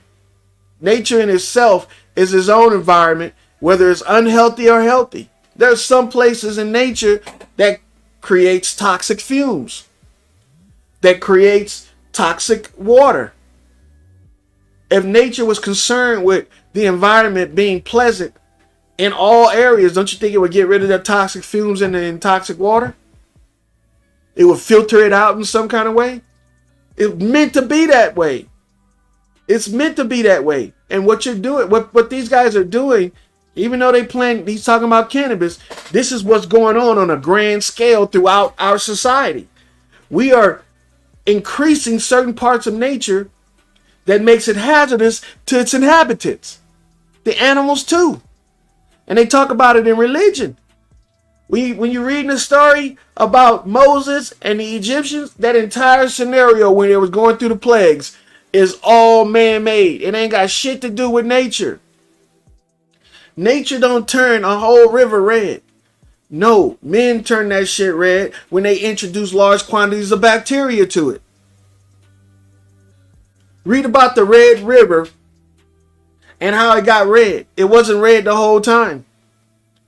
Read about some of these, what they call dead zones in these lakes, ponds, and these seas and shit that they're creating themselves, that nature has to work overtime to get rid of, to dilute and make safe for other animals. It's because they're growing this bacteria. They're growing this shit in such a quantity that nature can't compensate for it in these locations where they're polluting it. And that's what they're doing right now. Why you think all the water's polluted? It ain't polluted by itself naturally. if they're getting it from a river source, if there's a pollutant that's put in the water, as long as you're drinking water from upriver, it's not affecting you. Everybody downriver is getting affected by it. That means that the pollutants are being pushed and diluted so it doesn't affect the environment. But if you continuously pollute and infect the rivers, guess what? It's always going to be infected. That's why they have to continuously dump and dump and dump and dump and dump for it to remain that way. If you have 1 gram of poison and you put it inside of a gallon pitcher, mix it up and drink it, it's deadly. But if you got 1 gram of poison and you put it in, let's say, a 50-gallon drum of water, mix it up and drink it, it'll make you sick. Not kill you, it'll make you sick. Now let's say you take that 1 gram of poison and you put it in a pond, a small pond or a lake, and you stir it up and you drink it. You're not going to feel any of the effects. None of them. And that same concept applies in nature. So in order to combat that theory right there, that the dilution of these poisons is what makes it safe for human consumption or animal consumption, they have to work overtime, if you get what I'm saying. And that's what they've been doing. Now we produce the pollutants, and the production of it is continuous. Now instead of one person producing millions of pollutants, you have millions of people producing trillions of pollutants. And that's where they get their phage from. That's where they're getting their bacteria from. Most of these mycosins and shit like that, this stuff comes from the human body. They're collecting samples from everybody. When they send you a fecal sample test, what do you think they doing with it? You think they just getting your results back from it? No. They're collecting your growth material that you create in your body from all the previous injections and ingestions of bacteria. It's a sick, well, it's not sick, it's genius, tell you the truth. That's a good day. Outside of night, Use for the farmers. Because every time the price of oil goes up, the price of nitrate fertilizer goes up. You see that? You hear that shit? He's sitting there telling you how the system works. And now let's put ourselves in that scenario right there. He said the price of oil goes up, the price of nitrate fertilizer goes up, because that's where they're getting most of their nitrate fertilizers from. They're getting it from the petrol. They're getting it from the petroleum. Well, let's say if the number of bacteria goes up, the number of people that's infected with this bacteria goes up as well. And let's say the number of people infected with this bacteria goes up, the production of the bacteria goes up as well. It's a sick system, but it's genius. If you cut that back, do not sacrifice yield. Actually, increase yields. Letting nature do part of that job for you. That's money in your pocket. In hydroponics, we would provide, without any bacteria that help us out, we provided about 90% of the nitrogen in the nitrate form, and no more than about 10% in the ammonium form. Now, in nature, it's a little different because there's microorganisms that will convert ammonium into nitrites, and then other microbes that change nitrates into nitrates, and the plant takes them up. So it's more of a slow release. Also, what type of nitrate does an animal produce? Let's look at a cow. Cows produce nitrates. They produce them in the form of feces and urine. That's the nitrates he's talking about. The bacteria is producing. Now imagine if you have 1 trillion of these bacteria producing nitrates every second on the second of a day, of a year, over the lifetime of this bacteria. Bro, and you collect this, it's going to be an overwhelming amount. And you're not going to be able to store it. So they just put it into nature. So they say nature will take care of it. We don't see that the science they were utilizing is infecting nature, and they're trying to get rid of the only mechanism that can get rid of it. The only mechanism that can get rid of this overwhelming amount of production of nitrates created by these bacteria is humans. And they call it wasteful. They call it wasteful. If they're creating nitrates and these nitrates are creating CO2s and humans breathe CO2, then by creating this shit, you're going to create more humans.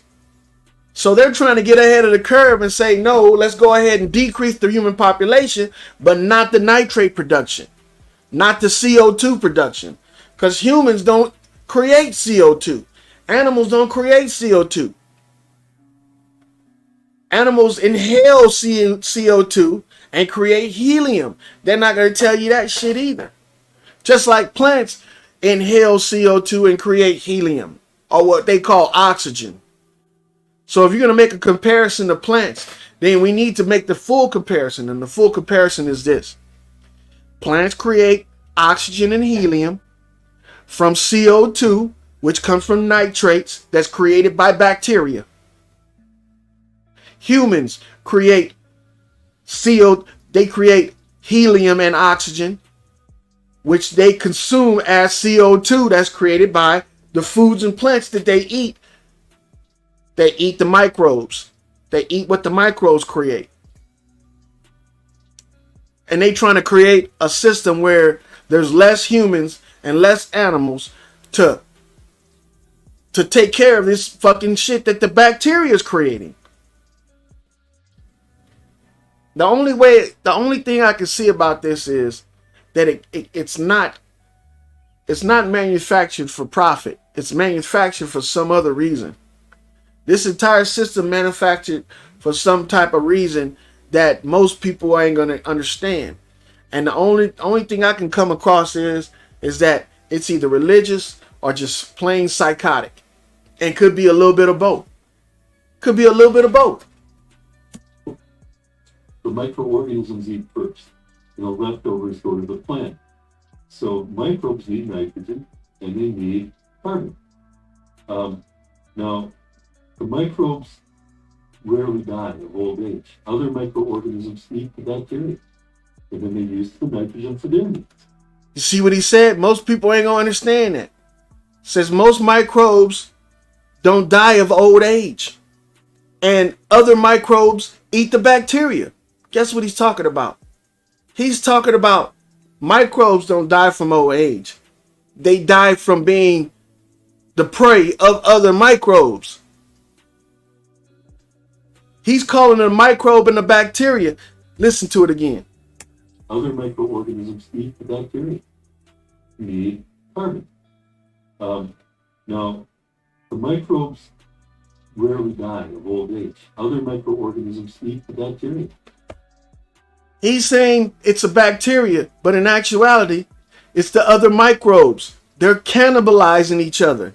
And this is the process where I say that it's religious, because they believe that cannibalization is the way things are supposed to be. The only time microbes cannibalize one another is when they run out of a food source. Meaning the host is dead, or the nutrients in the soil is dead or it's depleted. Now, the only place they can get those nutrients from is from the damn animals that ate it, because they have the nutrients inside of them. Same thing we do with cows. The same thing we do with cows. But they're not going to tell you how did this entire process begin. Because just like microbes, animals now, we're the same way. We rarely die of old age, believe it or not. Humans rarely die of old age. What we do die from is the effects of treatments for old age. We die from the medications. We die from, the foods that we eat, thinking that we're countering old age. You know, and that's mostly in the realm of the vegans and vegetarians. You don't even want to see some of the shit that I've seen that what people are assuming is natural.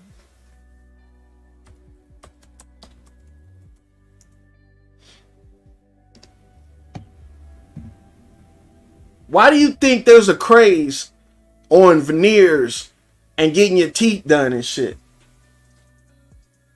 Why do you think there's a craze on this shit? It's because they're not telling you, man. They're not telling you this shit right here. They're not telling you about the problems that vegans have with their teeth and with their bones, right? Your teeth have the strongest material on them known to man. I'm talking about the industrial side and everything. The strongest material known to man is the enamel on your teeth. That's stronger than bones. That's stronger than anything known to man. If they take a pound of iron, melt it down to make an iron rod, right? If they took a pound of enamel, if they could collect that much and put it together in the shape of a rod, and they hit both of those together with enough force, one of them would shatter. Which one you think which would it be?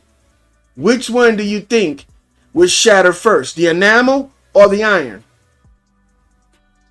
And I'm going to tell you, it would be the iron. The enamel is stronger than iron, and it's on your teeth.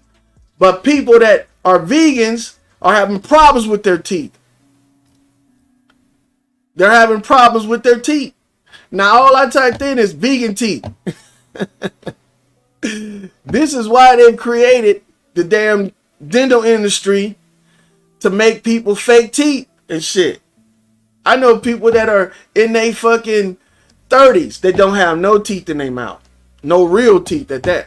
And then they use the nitrogen for their needs in the bacteria, and then the extra they spit out, and that's the available nitrogen for the plant. So it sequesters the nitrogen in the root zone, keeps it from washing away with the first big rain, and then it becomes available to the plant more when the plant needs it more. So in the beginning in growing, right, we have NPK, nitrogen, phosphorus, and potassium. Nitrogen, like we've said in the past, is the growth element of the plant. Mm-hmm. Why is that so important? Can you overfeed nitrogen? Or how often do you need to feed nitrogen for? Yeah, when you're spoon feeding, you have more control. When you're doing fertigation or with the nitrogen that you're providing the plant. In the first half of a plant's life, that's when they assimilate most of the nitrogen, say 80% of the nitrogen that they need for the whole life of the plant. If you overdo it, like a lot of farmers have done for years, they'll add a lot of nitrate nitrogen, but over half of that's going to get washed away from the root zone. It's less than 50% efficient, and I won't be able to use it then. Where if you're spoon feeding the plant and you have the microbes, then the nitrogen becomes more available as needed. Now, if you get a big surge of extra nitrate nitrogen, over 20% of the energy of photosynthesis that we just said goes to just to assimilate nitrogen. It's a luxury element. We give it more nitrogen, it assimilates that too. Don't say, okay, let's give it some more. It'll assimilate that. But you can overdo it with nitrogen and hemp. It could delay or even prevent flowering. Wow. We have a fast, when the plant gets to the right stage and it gets into flowering, we want a fast curve from vegetative to flowering stage, and we don't want to hold back the flowering process. Remember, we're growing flowers, and we're not growing leaves. We don't need a whole lot of green leaves. What we need is nice tight internodal length with an abundance of flowers and stress-free flowers, so that the THC isn't enhanced too much. And see, that's the whole point in their method of growing. They're not growing for health. They're growing for abundance. They're growing for, large quantities over quality. And that's the whole problem with this stuff. Most of the weed or cannabis or hemp that people used to get back in the day didn't have all this shit on it that they pay attention to today, like trichomes and keef and all of this shit. It didn't have all of that. It was a plant that was grown outdoors, and it was at the whim of the elements of nature, and it was harvested when the people had a chance to get it off the plant. Most of them didn't even cut the whole plant down. This is the whole thing that you got to realize. Most cannabis plants that grew in the wild weren't cut down, just the flowers removed. And they were allowed to regrow every year, or every season. Just like, perennial plants grow in nature regularly. Like an apple tree will produce apples, then the leaves when you harvest it, it'll get cold, the leaves will fall off, and then the next season will come around and will produce apples again, if it has ideal conditions. Same shit with these plants. They don't want that no more. They want a one-time use. That means the plants produce the flowers, chop it down, get the flowers, and start all over new. This is how they create selective breeding programs. This is how they create a GMO plant. By not letting the plant go through its perennial cycle. By not letting the plant grow and come in contact with other plant pollens. See, you can self-pollinate any of your plants. I've done it before. You can do it with a damn Q-tip. With marijuana, cannabis, or hemp, you can change whether a plant produces flowers or pollen with colloidal silver. Now, by knowing this, you can do that to any plant in nature. Any plant in nature. You can make a male plant and a female plant on the same fucking branch. On the same plant. And just like you can do that with plants, they believe you should do that with humans as well. Can't make this shit up. How about for phosphorus? What do we got to do with phosphorus? Well, there's two places where phosphorus is very important during the plant cycle, growth cycle. One is early on. Phosphorus is the energy element. It energizes rooting of the plant for their root strike and establishment. Also, a little bit later on, early in flowering, phosphorus stimulates earlier flowering and more flowering sites. So there's a place where we can add a little bit more phosphorus. Now, of course, in organic growing, we can't just say, let's give it some monoammonium phosphate because it's not certified organic. You see what he's doing with his hands? He's telling you that the word organic is subjective. Monoammonium phosphate because it's not certified organic. You see that? That's why it's so important to inoculate your roots right from the beginning, so that the plant can take up enough phosphorus to get improve the rooting. And that's why you're seeing the results. Now, anybody can inoculate their plants. And if you want a bigger plant to produce more of what the plant produces, inoculate your plants. You can do it at home. I know if everybody has had bread that had mold on it. Well, if you're just starting out growing, and this was with any seeds you have, you can take that moldy bread and crush it up. And before you plant your seeds, drop your seeds down in that crushed up moldy bread. And then plant the whole thing, the bread and everything. That's a natural mycosin or natural mycelium. And that's how they get penicillin that they've been putting in people for years, talking about it's helpful for you. But it will help your plants grow. And that's what this dude is revealing right here.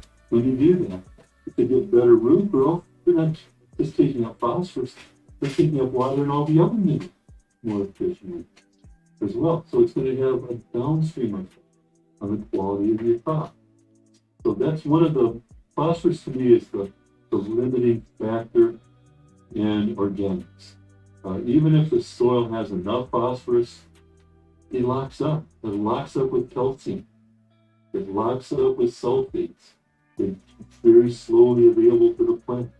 Sometimes you add rock phosphate, it's really not going to do much for the plant for 2 or 3 seasons. But we've got to, we want to get a crop that first season too. So to have an enthusiastic community of microorganisms, If it's done naturally in nature, then that's how long it should take. But what they're trying to do is to speed up the process. The same thing they're doing with us and our medicines. The same thing. And they know it's going to affect us in a detrimental way. With the plants, they're killing the plants after the harvest. They're not saving the plants so they can reproduce next season. That's why they want it. That's why they want to speed up the harvesting process, to speed up the fruiting process. Same shit with humans.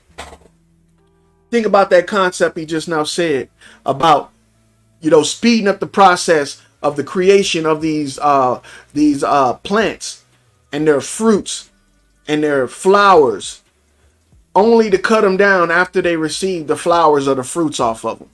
Very rarely do they allow plants to grow through a normal perennial cycle. Very rarely.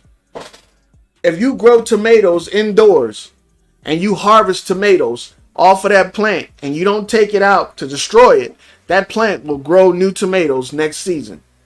It might even grow new tomatoes right after you harvest it from it. It's because these plants, it depends on the environment that they grow in that allows them to tap into their perennial, life expectancy. You can get multiple harvests from a tomato plant, in multiple seasons if you don't destroy it or allow it to be destroyed. Meaning that you maintain the environment that the plant is most successful in growing in. And that's what we are calling GMO today. That's GMO. So I thank you guys for coming out. I thank you guys for listening to me. We're going to pick up this. I'm going to place market. We're going to pick this up, in another video. I'm going to try to make shorter videos because they, they're, first of all, they're easier to make, quicker to put out. So I'm going to try to shut them down to an hour or 2. I'm not going to go past this because I've been dragging it out with people and they don't tend to like that. But yeah, hit the like button on your way in and out. And hey, if this is your first time coming to the channel, go ahead and subscribe. But if you haven't noticed, your boy has a problem with, watching what he says because the truth is the truth. So my channel is short-lived, and but I still appreciate people coming out and supporting. Again, thanks Sumo, thanks Mama Chulo, thanks my man Q the Saint. Thanks guys for coming out and supporting, watching the video. Thanks Chief 18 Wheels. You guys are always welcome. And if you want to communicate, during these streams with me, just let me know. Just drop a link request in the chat and I'll go ahead and post the link and you guys can come up, shoot the shit if you got something to say. But I appreciate the keyboard warriors, the ones that are in the chat. I appreciate you, Mama Chulo, you guys putting the stuff in the chat. And with that said, I'm going to go ahead and end it. So, salutes. Do your due diligence. Don't trust nobody. And, man, build up that discernment muscle. Build it up, guys, because that's our only weapon against this shit. Salutes.